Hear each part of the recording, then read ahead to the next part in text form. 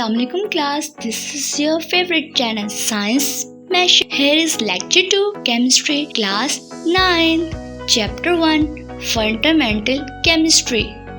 Basic definition. Today we will learn about some basic definitions. Matter. Anything that has mass and occupies space is called matter. कोई भी ऐसी चीज जो इसके पास कोई mass है, जिसका अपना कोई weight है और वो एक जगह ऑक्यूपाई करती है, एक जगह जो है वो घेर लेती है, कुछ उसको स्पेस चाहिए होती है, कोई एरिया रिक्वायर्ड होता है जिसपे वो रहती है. फॉर एग्जांपल एक वाटर आप एक ग्लास में लेते हैं तो वो जो ग्लास में वो स्पेस है that is the space of that matter which is called water. Water का अपना मैस है, वाटर ने वहाँ पे स्पेस ऑक्यूपाई की हुई, तो that is called matter. For example human body भी आप जहाँ भी बैठे होते हैं आपको एक स्पेस चाहिए होती है जहाँ पे आप जिसको आप ऑक्यूपाई करते हैं, आपका अपना एक मैस होता है, तो you are a matter. A piece of matter in pure form is called a substance. अगर कोई मैटर प्योर फॉर्म में है जिसमें कोई इम्प्योरिटी नहीं है, उसकी कॉम्पोजिशन फिक्स्ड है थ्रू आउट द सब्सटेंस, यानी कि अगर आपके पास ऑक्सीजन है, चाहे वो ऑक्सीजन गैस है, तो आपके पास ऑक्सीजन का कोई भी मॉलिक्यूल ले लें तो वो उसकी कॉम्पोजिशन O2 ही होगी, उसकी कॉम्पोजिशन चेंज नहीं होगी. It will be O2.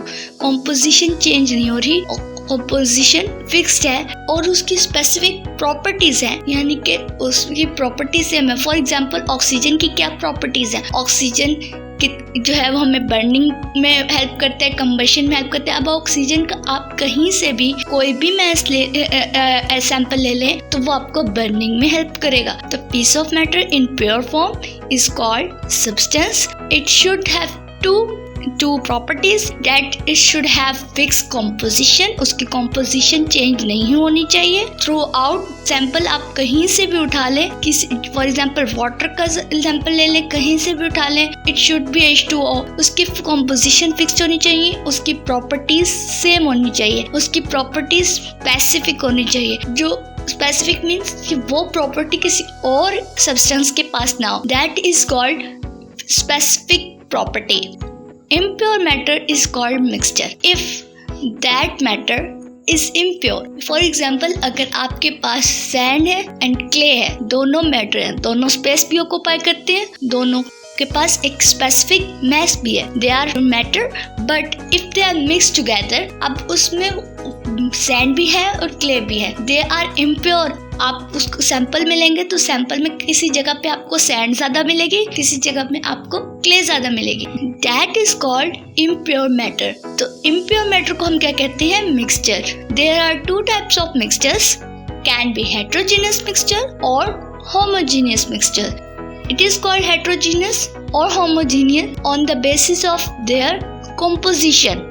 Homogeneous means same composition throughout. For example, you have a mixture of clay and sand. अगर clay और sand का आपके पास mixture है तो आप वो इतना smoothly mix हुआ है कि आप mixture का कहीं से भी sample लेंगे तो उसमें अगर 50% sand है और 50% clay है तो आप किसी और जगह से sample लें तब भी उसमें 50% sand और 50% clay हो, यानी कि same composition चल रही है throughout.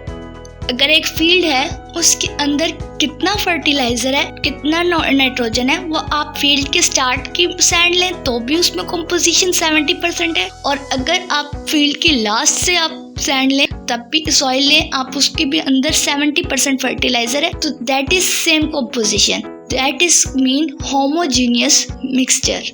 On the other hand, heterogeneous mixture mean composition is not same. Composition change हो रही है with respect to time और with respect to area. For example, एक soil है वो half जगह से fertile है, half जगह से non fertile है.